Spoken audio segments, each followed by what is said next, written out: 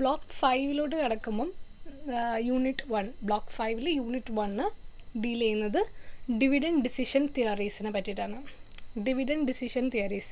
അങ്ങനെ ഡിവിഡൻഡ് എന്താണ്, എല്ലാവർക്കും ഡിവിഡൻഡ് എന്താണ് എന്നറിയാമെന്ന് വിചാരിക്കുന്നു. അതായത് ഷെയർ ഹോൾഡേഴ്സ്, കമ്പനിയിൽ ഇൻവെസ്റ്റ് ചെയ്യുന്ന ഷെയർ ഹോൾഡേഴ്സിന് കമ്പനി തിരിച്ചു കൊടുക്കുന്നതാണ് ഡിവിഡൻഡ്. പ്രോഫിറ്റ് ഡിസ്ട്രിബ്യൂട്ട് ചെയ്തിട്ട് ഡിവിഡൻഡായിട്ട് കൊടുക്കുന്നു.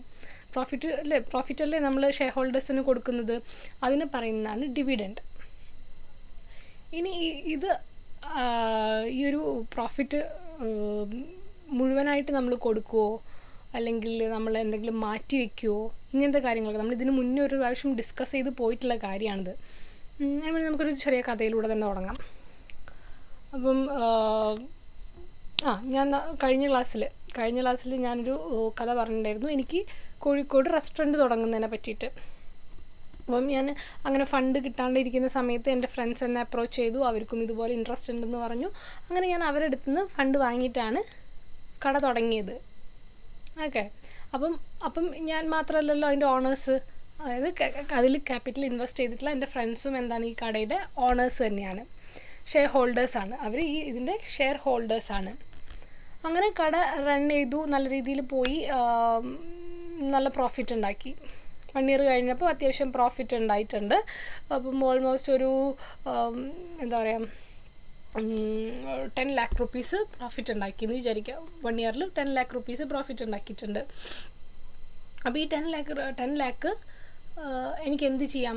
ഇപ്പം എൻ്റെ ഫ്രണ്ട്സ് എന്തായാലും വരുമല്ലോ 1 year കഴിയുമ്പോൾ കണക്കൊക്കെ നോക്കി, ഇപ്പോൾ 10 lakh പ്രോഫിറ്റ് ഉണ്ടാക്കിയിട്ടില്ലേ, ഇനി നമുക്കെല്ലാവർക്കും വീതിച്ചെടുക്കാം എന്നുള്ളത് പറയുമല്ലോ.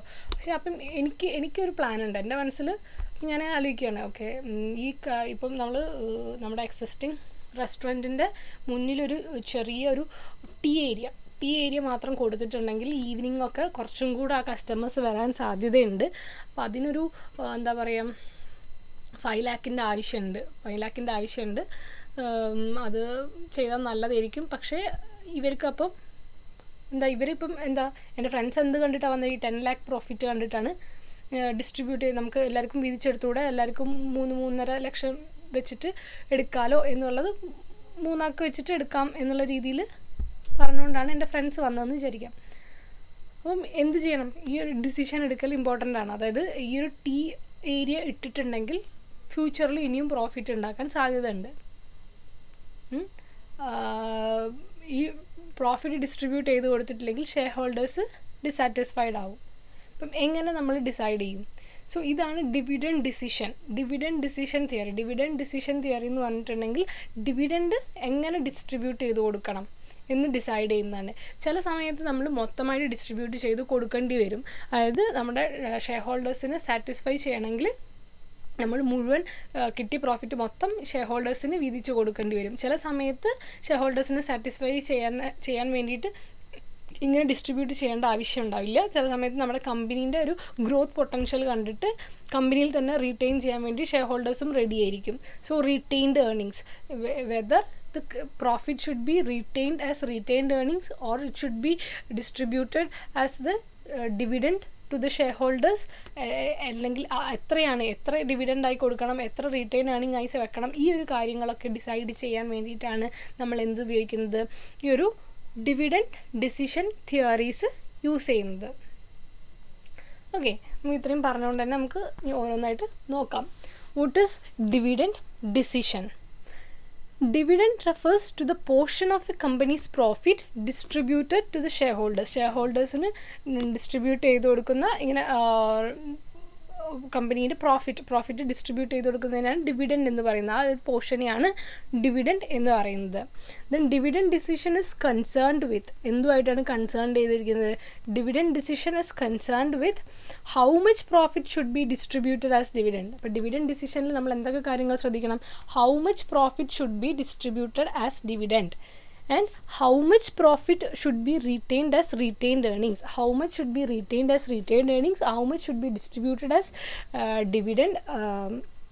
ഈ 2 കാര്യങ്ങളാണ് വളരെ ഇമ്പോർട്ടൻ്റ് ആയിട്ട് ഈ ഡിവിഡൻഡ് ഡിസിഷനിൽ ഉള്ളത്. It is an important financial decision because it affects, ഇത് important financial decision ആണ് എന്ന് പറയാൻ എന്താ കാരണം?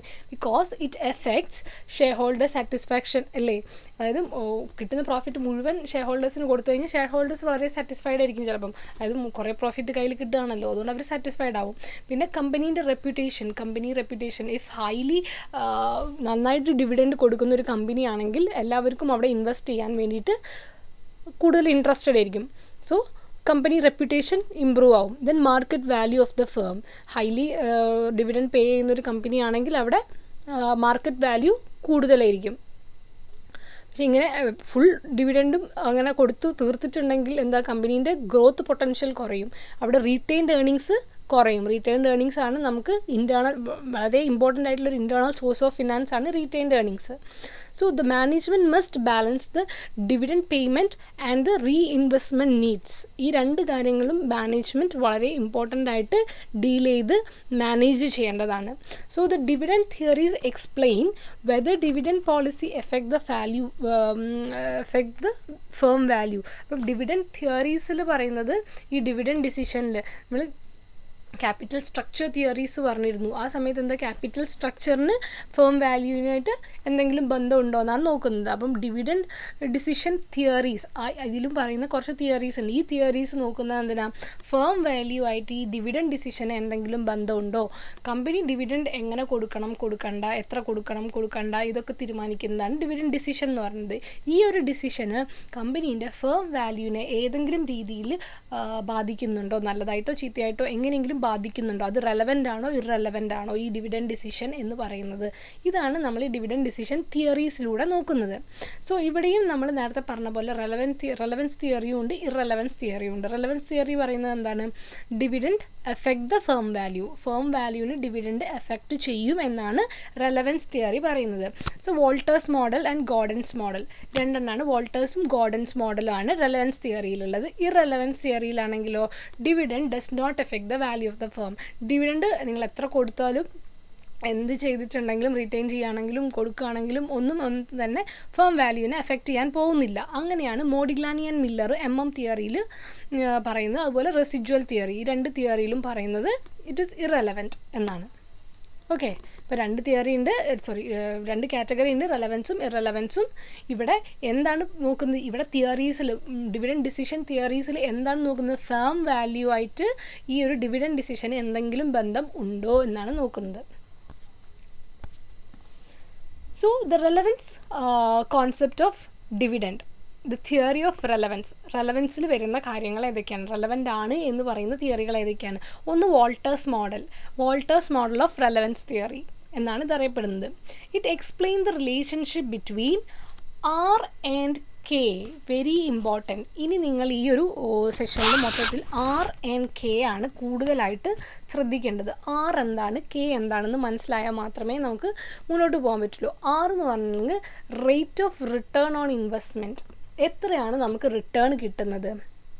K means cost of capital, എത്ര കോസ്റ്റാണ് നമുക്ക് ക്യാപിറ്റൽ റേസ് ചെയ്യാൻ വേണ്ടിയിട്ട് നമുക്കൊരു കോസ്റ്റ് ആയിട്ടുണ്ടാവും. നമ്മുടെ ക്യാപിറ്റൽ റേസ് ചെയ്യാൻ വേണ്ടി ഇക്വിറ്റി ആവാം, ഡെപ്റ്റ് ആവാം, ഏതാവാം. അപ്പോൾ ആ ഒരു ക്യാപിറ്റൽ നമ്മൾ കണ്ടുപിടിക്കാൻ വേണ്ടി നമുക്കായിട്ടുള്ള കോസ്റ്റാണ് കോസ്റ്റ് ഓഫ് ക്യാപിറ്റൽ. അതല്ലെങ്കിൽ the required rate of return. അതായത് ഇപ്പോൾ നിങ്ങൾ ആലോചിച്ച് നോക്കിയാൽ, നിങ്ങളൊരു 1 lakh rupees ഇൻവെസ്റ്റ് ചെയ്യുന്നുണ്ട്, അറ്റ്ലീസ്റ്റ് നിങ്ങൾക്ക് 1 lakh എങ്കിലും കിട്ടണ്ടേ? നമുക്ക് 1 lakh കിട്ടിയാൽ പോരാ, ഒബ്വിയസ്ലി നമുക്ക് പ്രോഫിറ്റ് വേണം. പക്ഷേ ആ 1 lakh എങ്കിലും നമുക്ക് കിട്ടണ്ടേ, നമുക്ക് ലോസിൽ പോകാണ്ടിരിക്കാൻ വേണ്ടി. That is the required rate of return. അപ്പം അത് റിക്വയർഡ് റേറ്റ് ഓഫ് റിട്ടേൺ ആണ്, ദാറ്റ് ഈസ് കെ. അപ്പം ആറും കെയും, ആറെന്ന് പറഞ്ഞാൽ റേറ്റ് ഓഫ് റിട്ടേൺ, നിങ്ങൾക്ക് എത്ര റിട്ടേൺ കിട്ടുന്നുണ്ട് അതാണ് ആറ്. റിക്വയർഡ് റേറ്റ് ഓഫ് റിട്ടേൺ ആണ് കെ, അതായത് മിനിമം ഇത്രയെങ്കിലും കിട്ടണം എന്നുള്ളത്. അപ്പം ആറാണോ കെ ആണോ കൂടുതൽ വേണ്ടത്? നിങ്ങൾക്ക് റിട്ടേൺ അല്ലേ കൂടുതൽ വേണ്ടത്, നിങ്ങൾക്ക് മിനിമം കിട്ടേണ്ടത് കെ. ആ കെനേക്കാളും കൂടുതലാണ് ആറ് എന്ന് പറഞ്ഞാൽ നല്ലതല്ലേ? അപ്പം R is greater than K എന്ന് പറഞ്ഞു കഴിഞ്ഞാൽ നല്ലതല്ലേ? It's good for the firm. Rate of return കൂടുതലാണ് കെനേക്കാളും, കോസ്റ്റ് ഓഫ് ക്യാപിറ്റലിനേക്കാളും നമ്മൾ ചിലവാക്കിയത്, നമ്മൾ ക്യാപിറ്റൽ കണ്ടെത്താൻ വേണ്ടി നമ്മൾ ചിലവാക്കിയതിനേക്കാളും കൂടുതൽ നമുക്ക് റിട്ടേൺ കിട്ടുന്നുണ്ട് എന്നാണെങ്കിൽ ഇറ്റ് ഈസ് ഗുഡ് അല്ലേ? അപ്പോൾ ആ ഒരു കോൺസെപ്റ്റ് മനസ്സിലാക്കി വെക്കാം. According to Walter, dividend policy affects the value of the firm.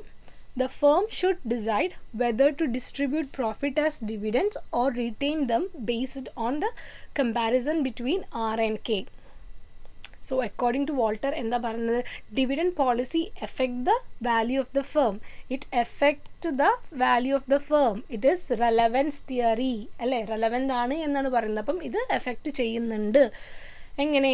The firm should decide whether to distribute profit as dividend or retain them based on comparison between R and K. ആറും കെയും compare ചെയ്തിട്ട് വേണം decide ചെയ്യാൻ whether to distribute or to retain. ഈ ഒരു കാര്യം എങ്ങനെയാണ് decide ചെയ്യേണ്ടതെന്നാണ് പറയുന്നത്. ആറും കെയും കമ്പയർ ചെയ്ത് വേണം ഡിസൈഡ് ചെയ്യാൻ. The main objective എന്താ? Maximisation of share holders wealth ആണ് ഇവിടെ കമ്പനിയുടെ മെയിൻ ഒബ്ജക്റ്റീവായിട്ട് കാണുന്നത്. So Walter's view on dividend policy. What is the Walter's view on dividend policy? ഇവിടെ ആള് പറഞ്ഞു എങ്ങനെയാണ് നമ്മൾ റീറ്റെയിൻ ചെയ്യേണ്ടത്. നമ്മൾ റീറ്റെയിൻ ചെയ്യണോ നമ്മൾ ഡിസ്ട്രിബ്യൂട്ട് ചെയ്യണോ എന്നുള്ളത് ഡിസൈഡ് ചെയ്യേണ്ടത് ആറും കെയും കമ്പയർ ചെയ്തിട്ടാണ്. അപ്പോൾ ആറും കെയും കമ്പയർ ചെയ്തിട്ട് എന്തൊക്കെ കാര്യങ്ങൾ വരാം? ആറും കെയും കമ്പയർ ചെയ്യുമ്പം നമ്മളിപ്പോൾ ആർ എന്താണ് കെ എന്താണെന്ന് പറഞ്ഞു. ആർ എന്ന് പറഞ്ഞാൽ റേറ്റ് ഓഫ് റിട്ടേൺ, കെ എന്ന് പറഞ്ഞാൽ റിക്വയർഡ് റേറ്റ് ഓഫ് റിട്ടേൺ അല്ലെങ്കിൽ cost of capital. Cost of capital ആയിട്ട് എടുക്കാം. ഫോർ എക്സാമ്പിൾ, ഒരൊറ്റ എക്സാമ്പിളും കൂടെ ഞാൻ പറയുകയാണ്, കൺഫ്യൂഷൻ ആവരുത്. നമ്മൾ 1 lakh rupees ആണ് ക്യാപിറ്റൽ നമ്മൾ ഇൻവെസ്റ്റ് ചെയ്യുന്നത്. ആ ക്യാപിറ്റൽ നമ്മൾ റേസ് ചെയ്തിട്ടുള്ളത് ഒരു 10%-ലാണെന്ന് വിചാരിക്കുക. 10% ഇൻട്രസ്റ്റിനാണ് നമ്മൾ 1 lakh rupees ലോൺ എടുത്തിട്ടുള്ളത്.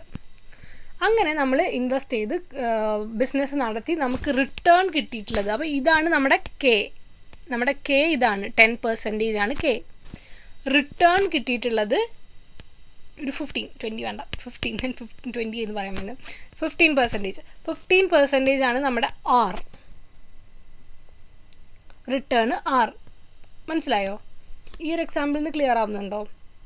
കോസ്റ്റ് ഓഫ് ക്യാപിറ്റൽ എന്ന് പറഞ്ഞു കഴിഞ്ഞാൽ ആ ക്യാപിറ്റൽ റേസ് ചെയ്യാൻ വേണ്ടി നമുക്കായിട്ടുള്ള കോസ്റ്റ് അല്ലെങ്കിൽ required rate of return 10% minimum നമുക്ക് ഈ 10% ആണ് കോസ്റ്റ് ഓഫ് ക്യാപിറ്റൽ എന്ന് പറഞ്ഞു കഴിഞ്ഞാൽ ആ 10% അറ്റ്ലീസ്റ്റ് നമുക്ക് റിട്ടേൺ കിട്ടണം എന്നാണ് നമ്മൾ പ്രതീക്ഷിക്കുന്നത്. അപ്പം that is A required rate of return 10%. Then return in actually നമുക്ക് 15% കിട്ടുന്നുണ്ട് എന്ന് വിചാരിക്കുക. അപ്പം ഇതാണ് നമ്മുടെ ആറും കെയും. ഇവിടെ ആർ എന്താണ്? R is greater than K. ഇനിയിപ്പം റിട്ടേൺ 8% ഉണ്ടായിരുന്നുള്ളെങ്കിലോ ആർ ലെസ് ദാൻ കെ ആവും. പക്ഷേ 10% കിട്ടിയിരുന്നെങ്കിൽ R will be equal to K. ഇങ്ങനത്തെ പോസിബിലിറ്റീസൊക്കെ അവിടെയുണ്ട്. അപ്പോൾ ഈ ഒരു എക്സാമ്പിൾ നിങ്ങളുടെ മനസ്സിൽ വയ്ക്കാം. ഇനി വോൾട്ടേഴ്സ് വ്യൂ ഓൺ ഡിവിഡൻഡ് പോളിസി എന്താ നോക്കാം. ഒന്ന്, ഗ്രോത്ത് ഫേം എന്ന് പറഞ്ഞു കഴിഞ്ഞിട്ടുണ്ടെങ്കിൽ എന്താ, അവിടെ R is greater than K. നമ്മൾ ആദ്യം പറഞ്ഞ എക്സാമ്പിളത്തെ പോലെ ആറ് കെനേക്കാളും കൂടുതലാണ്. റിക്വയർഡ് റേറ്റ് ഓഫ് റിട്ടേണിനേക്കാളും കൂടുതലുണ്ട്. The firm should retain the earnings. അപ്പം ഇവിടുത്തെ ഒരു കോൺസെപ്റ്റിൽ വോൾട്ടർ പറയുന്നത് എന്താണ്, ഇവിടെ നിങ്ങൾക്ക് റേറ്റ് ഓഫ് റിട്ടേൺ കൂടുതൽ കിട്ടുന്നുണ്ട്, കോസ്റ്റ് ഓഫ് ക്യാപിറ്റലിനേക്കാളും റിട്ടേൺ കിട്ടുന്നുണ്ട്. അതിനനുസരിച്ച് അതിൻ്റെ അർത്ഥം എന്താണെന്ന് വെച്ചാൽ നിങ്ങളുടെ ഒരു ഗ്രോത്ത് ഫേമാണ്, ഗ്രോത്ത് ഉണ്ട് അവിടെ. സോ നിങ്ങൾ ഡിവിഡൻഡ് കൊടുക്കേണ്ട ആവശ്യമൊന്നുമില്ല, നിങ്ങളുടെ ഗ്രോത്ത് ഉള്ള ഫേമാണല്ലോ. അതുകൊണ്ട് നിങ്ങൾക്ക് ഫുൾ എമൗണ്ട് റീറ്റെയിൻഡ് ഏർണിങ്സിലോട്ട് മാറ്റിവെക്കാം. കമ്പനീൻ്റെ ഫ്യൂച്ചർ ഗ്രോത്തിലോട്ട് ഇപ്പോൾ അങ്ങോട്ട് മാറ്റിവെക്കാം. ഫോർ സേഫ്റ്റി നിങ്ങൾ 0% ഡിവിഡൻഡ് കൊടുത്താൽ മതി. സോ ഇങ്ങനെ ചെയ്യുമ്പോൾ നിങ്ങളുടെ ഷെയർ വാല്യൂ ഇൻക്രീസ് ചെയ്യും. ഇതാണ് ഗ്രോത്ത് ഫേമിൻ്റെ മുകളിൽ വോൾട്ടർ പറയുന്നത്.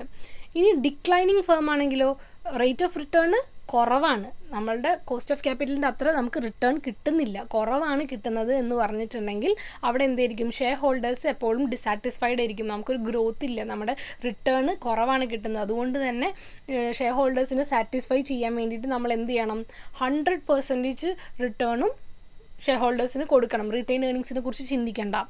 നമുക്കപ്പോൾ കിട്ടുന്ന എത്ര എമൗണ്ട് നമുക്ക് കിട്ടുന്നോ അത്രയും നമ്മൾ അങ്ങോട്ട് ഷെയർ ഹോൾഡേഴ്സിനേക്ക് കൊടുത്തേക്കുക എന്നാണ് ഡിക്ലൈനിങ് ഫേമിനെ കുറിച്ച് പറയുന്നത്. The firm should distribute earnings as dividends and dividend payout ratio 100%, അതായത് ഫുള്ളായിട്ട് ഡിവിഡൻഡ് ആയിട്ട് കൊടുക്കുക. And shareholders gain more through dividends. അതുകൊണ്ട് തന്നെ ഷെയർ ഹോൾഡേഴ്സിന് സാറ്റിസ്ഫാക്ഷൻ ഉണ്ടാവും. So and the normal firms ആണ് R is equal to K, rate of return cost of ക്യാപിറ്റലിന് സെയിം ആണ് എന്നാണ് പറയുന്നതെങ്കിൽ, അങ്ങനെയാണ് സിറ്റുവേഷൻ വരുന്നതെങ്കിൽ വോൾട്ടർ പറയുന്നത് എന്താ, dividend policy does not affect the firm value. അങ്ങനത്തെ ഒരു സിറ്റുവേഷൻ ആണ് വരുന്നതെങ്കിൽ അവിടെ ഡിവിഡൻഡ് ഡിസിഷന് പ്രത്യേകിച്ച് ഫേം വാല്യൂവിൻ്റെ മുകളിൽ ഒരു എഫക്റ്റും ഉണ്ടാവാൻ പോകുന്നില്ല. നിങ്ങൾ എത്ര കൊടുത്തോ കൊടുത്തില്ലോ ഒരു കാര്യവുമില്ല. നിങ്ങൾ റിക്വയർഡ് ആയിട്ടും രണ്ടും സെയിം ആണെങ്കിൽ 10% തന്നെയാണ് റേറ്റ് ഓഫ് റിട്ടേണും കോസ്റ്റ് ഓഫ് ക്യാപിറ്റലും രണ്ടും ഒരേ റേറ്റാണ് വരുന്നതെങ്കിൽ നിങ്ങൾ ഡിവിഡൻഡ് കൊടുത്താലും കൊടുത്തില്ലെങ്കിലും ഫേം വാല്യൂവിൽ പ്രത്യേകിച്ച് ഒരു മാറ്റവും വരില്ല എന്നാണ് പറയുന്നത്. So I hope it is clear. Growth firm, declining firm, normal firm, ഈ 3 കാര്യങ്ങൾ വെച്ചിട്ടാണ് പറയുന്നത്. ഇനി ഏത് തിയറി പറയുകയാണെങ്കിലും ഞാൻ നേരത്തെ പറഞ്ഞിട്ടുണ്ടായിരുന്നു, ദർ വിൽ ബി അസംഷൻസ്. അപ്പോൾ വോൾട്ടർ മോഡലിൻ്റെ അസംഷൻസ് എന്തൊക്കെയാണ്? ഒന്ന്, retained earnings are the only source of finance. നമ്മൾ റീറ്റെയിൻഡ് ഏർണിങ്സിനെ ഒരു ഓൺലി സോഴ്സ് ഓഫ് ഫിനാൻസ് ആയിട്ടാണ് കൺസിഡർ ചെയ്യുന്നത്. And r and k remain constant and earnings and dividends are constant. ഏർണിങ്സും ഡിവിഡൻറ്റും കോൺസ്റ്റൻ്റ് ആയിട്ടാണ് കാണിക്കുന്നത്. And firm has a long life. ഫേമിന് ഒരു ലോങ് ലൈഫ് ഉണ്ട്, ഒരു പെർപെക്ച്വൽ ലൈഫ് ഉണ്ട് എന്നാണ് അസ്യൂം ചെയ്യുന്നത്. സോ വോൾട്ടേഴ്സ് ഫോർമുല നോക്കിയേ. വോൾട്ടർ ഫോർമുലയിൽ എന്താ കൊടുത്തിരിക്കുന്നത്? D/KE plus R into E minus D divided by KE all divided by KE. Here D stands for എന്താ, dividend per share, E stands for earnings per share, R stands for internal rate of return, that is rate of return, and KE cost of equity capital. പിന്നെ another ഇക്വേഷനിൽ D/KE minus G, അവിടെ growth തന്നിട്ടുണ്ടെങ്കിൽ, growth rate തന്നിട്ടുണ്ടെങ്കിൽ ആ G എടുക്കാം. നമുക്ക് growth rate വെച്ചിട്ടും calculate ചെയ്യാൻ പറ്റും. ഓക്കെ, ഇത്രയും കാര്യങ്ങളാണ് നമുക്ക് വോൾട്ടേഴ്സ് മോഡലിൽ പറയാനുള്ളത്. വോൾട്ടർ മോഡലിൻ്റെ ഇക്വേഷൻ വളരെ ഇമ്പോർട്ടൻ്റ് ആണ്, അത് നമ്മൾ നോക്കി വയ്ക്കുക. ഈ ഇക്വേഷൻ വെച്ചിട്ട് വളരെ വളരെ ഇമ്പോർട്ടൻ്റ് ആയിട്ടുള്ള ഒരു ഇക്വേഷനാണ് ഇത്, എസ്പെഷ്യലി ഇത്. അപ്പം എന്തായാലും പഠിച്ചു വയ്ക്കുക. ഇക്വേഷൻ വെറുതെ മനപ്പാഠം പഠിച്ചിട്ട് കാര്യമില്ല. അത് എന്താണ്, ഓരോ എലമെൻറ്റ്സ് എന്താണെന്ന് പറയും. D എന്ന് പറഞ്ഞാൽ ഡിവിഡൻഡ് പെർ ഷെയർ ആണെന്നും, E എന്ന് പറഞ്ഞു കഴിഞ്ഞാൽ ഏർണിംഗ് പെർ ഷെയർ ആണെന്നും, R എന്ന് പറഞ്ഞു കഴിഞ്ഞാൽ ഇൻറ്റേർണൽ റേറ്റ് ഓഫ് റിട്ടേൺ ആണെന്നും, KE എന്ന് പറഞ്ഞു കഴിഞ്ഞാൽ കോസ്റ്റ് ഓഫ് ഇക്വിറ്റി ആണെന്നും മനസ്സിലാക്കണം. എന്നാൽ മാത്രമേ നമുക്ക് ആ ഇക്വേഷൻ ഉപയോഗിക്കാൻ പറ്റുള്ളൂ.